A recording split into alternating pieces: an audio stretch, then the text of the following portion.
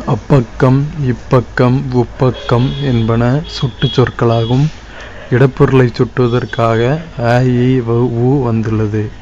நம்ம அப்பக்கம்னு சொல்லும்போது கையை காட்டி அந்த சைடு காமிச்சு சொல்லுவோம். அ. இப்பக்கம், இ, உப்பக்கம், உ. உ வந்து முன்னாடி இருந்த சுற்றெழுத்து இப்போ அதிகமாக யூஸ் பண்ணுறதில்ல, ஏற்கனவே சொன்னது தான். இடப்பொருளை சுட்டுவதற்காக அ, இ, உ வந்துள்ளது. அடுத்தது ஸோ கூற்று சரி, காரணமும் சரி. ஆப்ஷன் சி தான் ஆன்சர் 8வது இதுக்கு. அடுத்து பொருந்தாத இணையை கண்டறிக.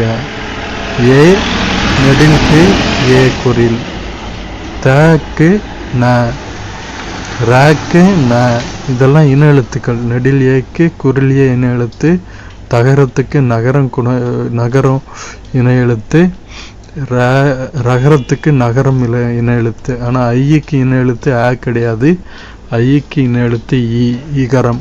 அதனால் சி வந்து பொருந்தாத இணை. 9க்கு ஆன்சர் ஆப்ஷன் சி. அடுத்து குறில் நெடில் சொற்களுக்கு சரியான பொருளை கண்டறிய. கணம், காணம். கணம்ங்கிறதோட பொருள் வந்து கூட்டம், காணம்ங்கிறதோட பொருள் வந்து பொன்.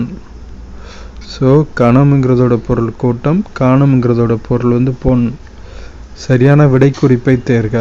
கூற்று தந்த பலகை என்பதன் பொருள் கொடுத்த பலகை என்பதாகும்.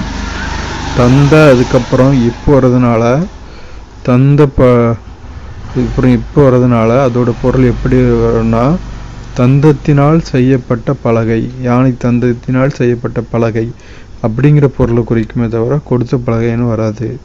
ஸோ கூற்று தவறு. காரணம் பார்ப்போம். 2 சொற்களுக்கு இடையில் இப்பென்ற ஒற்றெழுத்து மிகுந்து வந்ததால் கொடுத்த பலகை எனும் பொருளை குறிக்கிறது அப்படிங்கிறது வந்து தப்பானது. கூற்றும் தவறு, காரணமும் தவறு.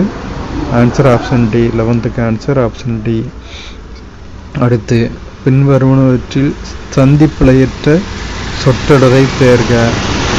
அங்கு கேட்டேன், அங்கு கேட்டேன், அங்குக்கு அப்புறம் எக்கு வரும், மெய் எழுத்து வரும். அங்கு கேட்டேன்ங்கிறது தப்பானது. இங்கு பேசாதே அப்படிங்கிறதுல இங்குக்கு அப்புறம் இப்போ வரும். எங்கு சென்றாய் அப்படிங்கிறதுல எங்குக்கு அப்புறம் இச்சு வரும். ஸோ மெய் எழுத்துக்கள் மிகுதலை வந்து பார்த்துக்கிடணும். அங்கு கேட்டேனில் இக்கு வந்து மிகிறது தான் பிழையற்ற தொடர், மற்றது எல்லாமே பிழையான தொடர்கள். காப்பு, சங்கிரை, தாள், சப்பானி, முத்தம், வருகை, அம்புலி இவற்றை அகர வரிசைப்படி சொற்களை சீர் செய்க. ஸோ அகர வரிசைப்படி எழுத போகிறோம். முதல்ல அகரத்தில் அம்புலி ஆரம்பிச்சிருக்கு. அதுக்கப்புறம் ககர மெய்யெழுத்து வரிசையில் இக்கு தான் முதல்ல வரும். அதில் காப்பு வந்திருக்கு, காப்பு. அதுக்கடுத்து இச்சுக்கு அப்புறம் இச்சு வருது, இச்சில் உள்ள எழுத்து வருது, சப்பானி.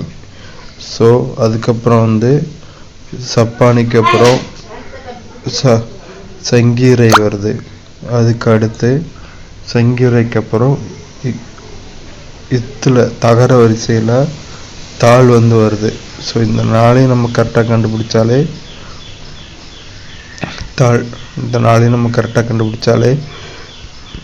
ஈஸியாக போட்டுடலாம். தாள் தான் இங்கே முதல்ல வருது. அப்போ ஆப்ஷன் சி தான் வந்து ஆன்சர்.